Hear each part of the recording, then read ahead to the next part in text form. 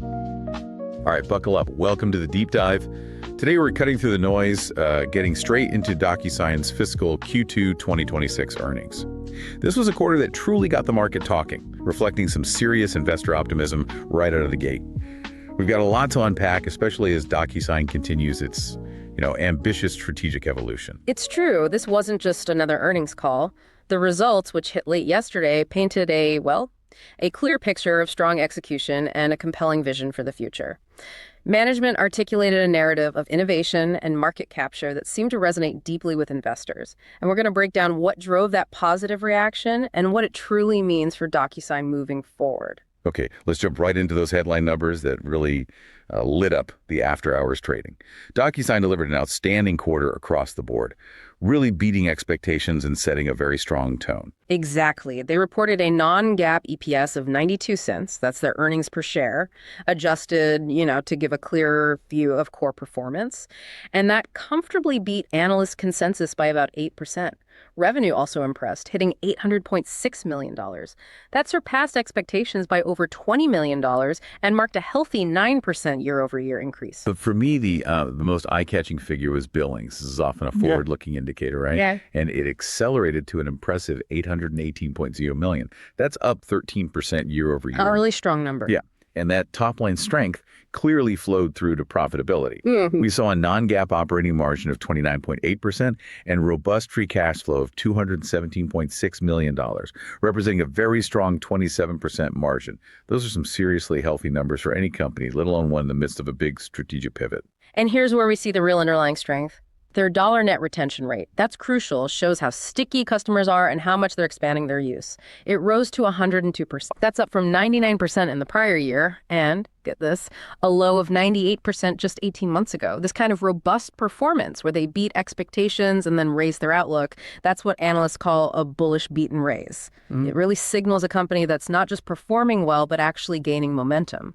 So these numbers are undeniably strong. But let's go beyond the financial sheet for a moment. DocuSign has been signaling this major strategic pivot, and these results really seem to validate it. This big move from being primarily an eSignature vendor to a comprehensive intelligent agreement management platform, or IAM. What exactly does this shift mean for the business? How does it fundamentally change their value prop? Right. The deeper insight here is that DocuSign is extending its reach.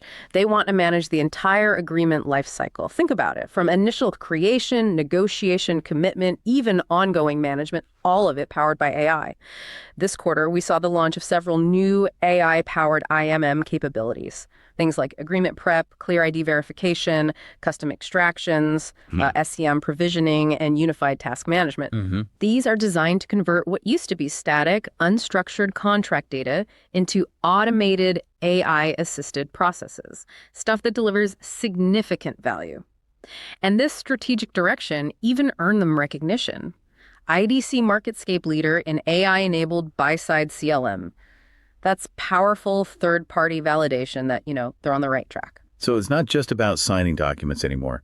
It's about optimizing the whole workflow, extracting real intelligence from those agreements. That's a big shift. And how are those go-to-market changes playing out, the ones they implemented earlier this year? I remember hearing about adjustments to their sales org and partner program. Yeah, those new sales segments, territories, the performance-based comp model they put in place, they're showing initial success. Whoa. Management specifically credited these changes for strong direct sales performance and growth in gross new bookings. And what's more, we've seen consumption and envelope utilization trends improving consistently over the past year. Meaning people are signing more. Exactly. Customers are signing more documents, using more of DocuSign's core eSignature service. And this is happening across all customer segments, nearly every major vertical financial services, healthcare, you name it, with no significant evidence of broader macro weakness really influencing those trends. So the core eSignature business, while maybe not the primary growth driver for IAM itself, remains incredibly healthy. It gives them a stable foundation for this strategic move. That's a really important point. The core is healthy while the new growth engine sort of spins up. Does that underlying strength extend to other existing product lines like contract lifecycle management, CLM? We've talked about CLM for a while as maybe a stepping stone. Is it also seeing a resurgence? Absolutely. CLM delivered one of its strongest quarters in year-over-year bookings growth in several years. We even heard examples like T-Mobile cutting agreement processing time by a staggering 44% using DocuSign CLM. Wow, 44%. Yeah, that demonstrates tangible, real-world value for large enterprises. Now, it's still early to call it a broad category trend, but the results are certainly encouraging. Plus, international growth is outpacing domestic. The Asia-Pacific region is leading the charge there, growing 13% year over year. That's impressive acceleration in a key market. Any notable new partnerships driving this momentum, especially with this push into broader agreement management? Yes, a significant one. They've partnered with the U.S. federal government's General Services Administration, the GSA. For those unfamiliar, the GSA is basically the federal government's procurement arm. This creates a massive opportunity to expand eSignature sales to federal agencies, with IEM poised to follow. It really opens up a substantial new growth channel for DocuSign in a historically modest but potentially very high potential segment. Okay, let's turn to profitability. They delivered strong operating margins, which we mentioned, but what were the factors at play there, both positive and maybe negative? Right. The non-GAAP operating margin was indeed strong at 29.8%, resulting in a record operating income of $239 million. However, it was down 240 basis points year over year. That's 2.4 percentage points. Why the dip? Management highlighted a few reasons. First, ongoing cloud migration costs. It's a big investment, but necessary. Second, they've shifted some employee roles to cash compensation from equity, which directly impacts OpEx. And finally, they had a tough comparison against a one-time operating margin benefit in Q2 FY25. Things like insurance reimbursements, a litigation reserve release, kind of unusual items. Got it. The good news, though, is that FY26 is expected to be the peak year for these cloud migration pressures. Costs should gradually ease in fiscal year 2027 and beyond. And what about capital allocation? Are they putting that strong cash flow to work for shareholders? They certainly are. DocuSign repurchased $200 million in shares this quarter, actually slightly increasing the pace of buyback activity. This is part of that $1.0 billion buyback program expansion announced back in June. So they're effectively redeploying the bulk of their quarterly free cash flow generation back to shareholders. They ended the quarter with a healthy $1.1 billion in cash and investments, and importantly, no debt. Demonstrates strong financial stewardship, clear commitment to returning capital. Okay, so we've got the strong performance, the strategic pivot, but the real question for me, and I think for many listeners, is what management says about the future. Did their guidance match this strong quarter, or did they maybe temper expectations for the coming periods? This is where it gets really interesting. Good question. And they delivered what they called a clean guidance lift for both Q3 and the full fiscal year 2026. For Q3, they expect revenue between $804 million and $808 million, and billings between $785 million and $795 million. For the full fiscal year, revenue guidance was raised to $3.189 billion to $3.201 billion, and billings guidance raised to $3.325 billion to $3.355 billion. Okay, so a raise across the board. Yes, reflecting Q2's strength. Though they did note it factors in some challenging year-over-year comparisons for billings in the second half of fiscal 2025, and also some Q3 renewal timing headwinds similar in size to the Q2 benefit they just saw. So, bit of give and take there. Still, full-year billings growth, adjusted for those early renewals, is expected to show a modest acceleration, about 1 percentage point year over year. They also mentioned plans to launch AI contract agents later this year, and they'll provide details on potential updates to their top-line reporting, maybe replacing billings, during the Q3 call in December. This forward-looking transparency shows confidence, I think, in their evolving model. So what does this all mean for you? Whether you're an investor, a business leader, maybe just curious, DocuSign's future seems intrinsically tied to this IMM story. Why should we care about this strategic shift now? And what gives them a true edge in what's becoming, let's face it, a crowded AI landscape? The key here, and what gives them a unique competitive advantage in this AI-enabled agreement space, it's their data.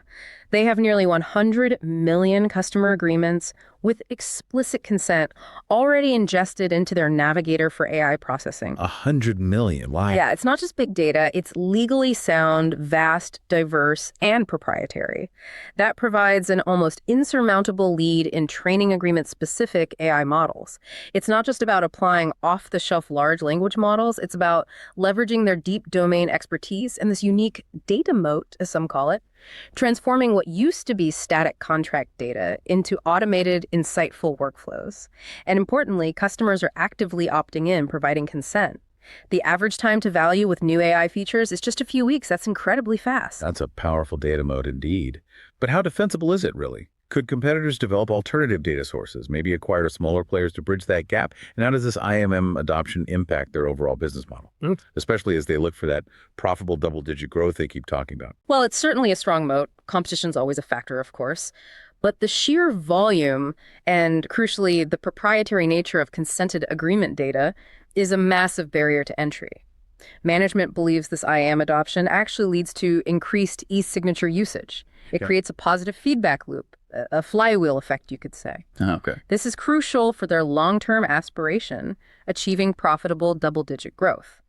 They are focused on upselling their existing 1.7 million eSignature customers to IAM.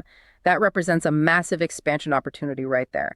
Now, there are always execution risks with any major platform shift, customer adoption curves, maybe macro IT budget constraints. But the accelerating billings and the raised guidance, it suggests their strategy is gaining significant momentum. It's really a testament to the effectiveness of those earlier Salesforce and channel changes, driving both direct sales performance and gross new bookings. And how does DocuSign stack up in the broader software market right now, particularly against other platform players in this, increasingly AI-driven world? The market is certainly taking notice. In the past month, DocuSign actually outperformed the broader software sector ETF, IGV. It had a plus 1.1% return versus IGV's negative 3.7%. Interesting. And over the past year, it's up plus 28.8% versus IGV's plus 26.1%. So slightly ahead there, too. Analysts are clearly bullish. We saw firms like Citi lifting price targets to $115, validating that beat and raise narrative and the potential for the IAM platform to drive durable growth and expanding operating leverage. The market is recognizing the potential here. Okay, as always, our discussion is for informational purposes only. It does not constitute financial advice. We absolutely encourage you to do your own due diligence and research. But for those of you who appreciate a provocative idea, let's explore some, let's call them outrageous but plausible ways to think about DocuSign's market potential stemming from this latest call. All right, if you were to think a bit creatively about DocuSign's potential, my first idea is maybe a long-term growth play, but with a twist for managing risk. The core thought here is that DocuSign's proprietary agreement library, nearly 100 million consented documents for AI processing, gives it that unparalleled data advantage. We talked about the moat. It arguably makes it an undervalued AI pure play hiding in plain sight. Combine that with a GSA partnership, that could unlock a massive, maybe underappreciated federal market opportunity over the next few years. So you might consider strategies that bet on the stock's rise over the next, say, 12, 18 months, but perhaps couple that with strategies that bet the stock won't fall significantly in the nearer term, maybe the next 3-6 months. Using options, for instance. The idea is to help offset some of that upfront cost of the longer-term bet. That's an interesting way to play both the AI trend and the operational strength, kind of hedging your bets a bit. What's a second idea? Perhaps a bit more tactical. Event-driven, maybe for those looking for a sharper edge leading into their next earnings. Okay, for a more aggressive event-driven play, you could consider a tactical approach around the upcoming Q3 earnings call. Given the Q2 performance and the raised full-year guidance, the market has obviously re-rated DocuSign somewhat. However, management explicitly mentioned that Q3 billings timing headwind, something similar to the benefit they just saw in Q2, but in reverse. Right, the give and take. Exactly. This creates a potential psychological hurdle for some investors. They hear headwind and get nervous. So a tactical investor could consider a short-term option strategy, something that profits if the stock moves higher after the Q3 report comes out. The idea here is betting that management will again deftly navigate these headwinds, maybe through continued IAM adoption exceeding forecasts, or further strengthen core eSig, or maybe by providing more clarity on that future top-line reporting metric, which could be seen as an incremental positive catalyst. Basically, it plays on the pattern of management consistently delivering against or above revised expectations, despite those stated near-term challenges. What a quarter for DocuSign. Really, the combination of robust financial performance, that clear strategic shift towards intelligent agreement management with AI at its core, and the confident guidance. It certainly paints a compelling picture. Indeed. DocuSign's ambition, long-term profitable double-digit growth, powered by unique data assets and strong go-to-market execution. It's a powerful narrative. And the market's positive reaction underscores the potential, both for the strategic transformation and, importantly, the significant headroom for growth just by upselling their massive existing customer base to IAM. Thank you for tuning into the Deep Dive. We look forward to our next deep dive into the numbers.